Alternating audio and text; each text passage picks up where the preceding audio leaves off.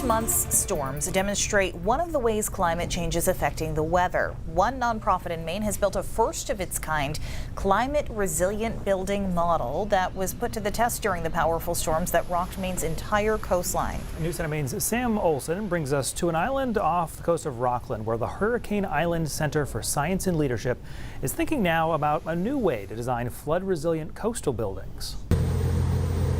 12 miles off the coast of Rockland, you'll find an island dedicated to field research and monitoring ecosystems in the Gulf of Maine. This is Hurricane Island. One of its new additions is the Field Research Station.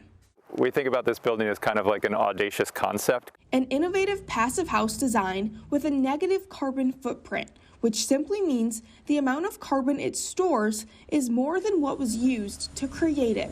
It's trying to pull all that off while simultaneously dealing with these flood conditions that we see exacerbated more and more every year. Architect Tim Locke says the elevated design should mitigate flooding concerns and storm damage. It sits 11 feet above the level FEMA projects will be the average high tide for storms moving forward. So the thickness of that stringer we raised and put the dock up on top of it, so it raised it up 14 inches, and it got washed out again. A broken pier, roadways covered by tossed rocks.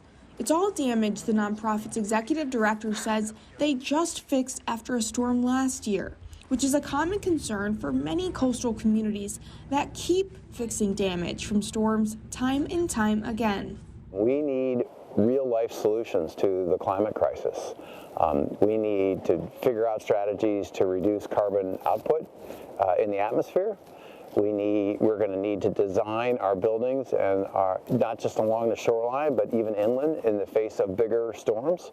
Building plans like this, which they hope can serve as a model for the next generation of coastal structures. On Hurricane Island, Sam Olson, News Center, Maine. The Hurricane Island Center for Science and Leadership runs a seasonal island campus for students, and their hope is to prepare students to address climate change issues. The executive director says the nonprofit's entire campus is 100% sustainable, and they're working to create other innovative technologies to address the climate crisis head on.